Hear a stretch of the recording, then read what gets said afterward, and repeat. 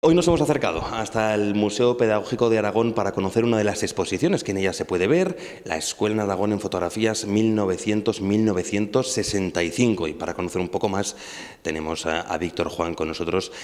Víctor, la Escuela en Aragón 1900-1965, bajo ese titular, ¿qué se esconde? Pues bueno, hemos reunido una veintena de fotografías que han congelado para siempre momentos muy significativos de nuestra historia escolar, de una forma de entender el niño o el trabajo de los maestros, ¿no? Y entonces hay un recorrido icónico sobre lo que fue la escuela durante el siglo XX.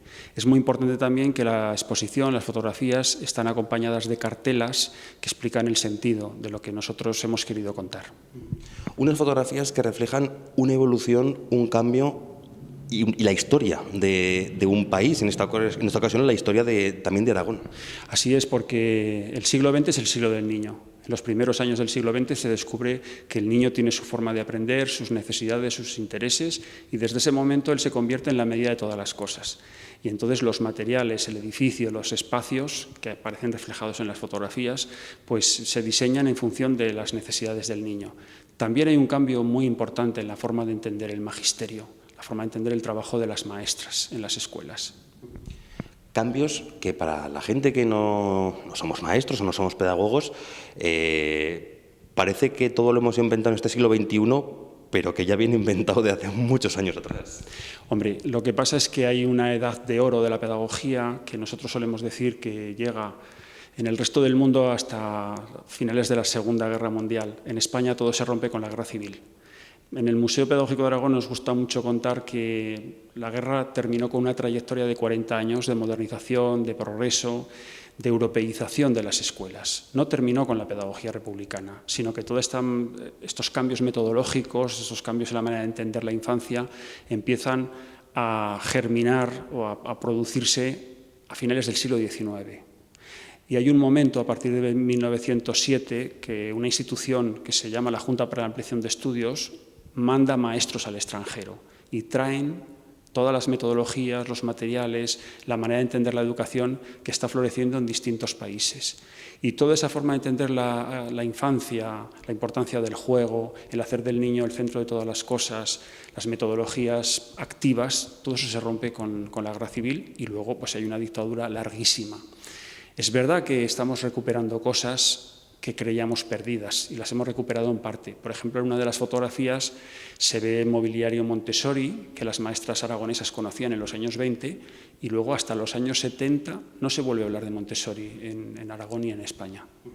Hay alguna fotografía, muchas curiosas, reflejan la educación infantil, pero también hay alguna en la que se ve la ilusión del pueblo cuando llegan libros.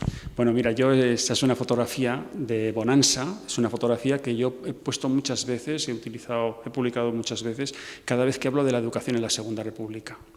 Yo me acuerdo siempre de Manuel Tuñón de Lara, un historiador que decía que la República fue el tiempo de la gran ilusión, de una ilusión cultural. Y eso es lo que representa esa fotografía de Bonanza, en la que la gente del pueblo, esto es el mes de noviembre, hay nieve en el suelo, la gente ha salido, el que tenía abrigo con abrigo, pero el que no, pues con una toquilla o con sus chaquetas de pana, y han salido a reunirse alrededor de una vitrina que contiene un centenar de libros. Unos libros que fueron seleccionados por Antonio Machado y María Moliner.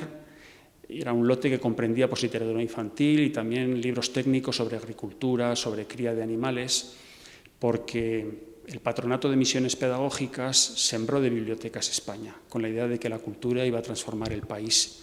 Un país que, como decía Marcelino Domingo, el primer ministro de Instrucción Pública, era un país poblado por hombres rotos. La República heredó una tierra poblada por hombres rotos. Y la cultura, los libros, y el teatro, y los coros, y el cine, que también llevaban un cinematógrafo y instalaban en las eras una sábana blanca y proyectaban películas de Charlot en cine mudo, pues todo eso iba a despertar una conciencia ciudadana en aquellas personas que estaban llamadas a ser súbditos de una monarquía.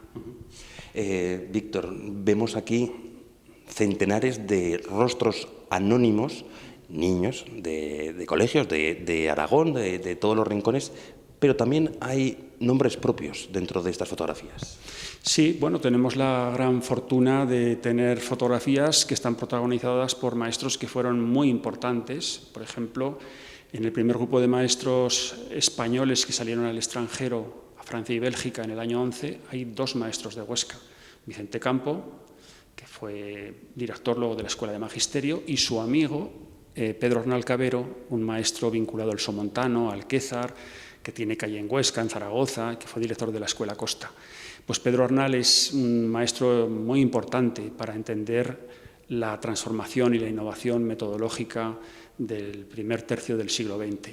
Tenemos también una fotografía que a mí me conmueve mucho mirar, que es una fotografía de final de curso de la Escuela Normal de Maestros de Huesca, donde están juntos, porque eran amigos, Paco Ponzán, Evaristo Viñuales, Lorenza Sarsa y también Telmo Monpradé, el glorioso comandante del batallón de la Fete, que murió en la toma de Viescas.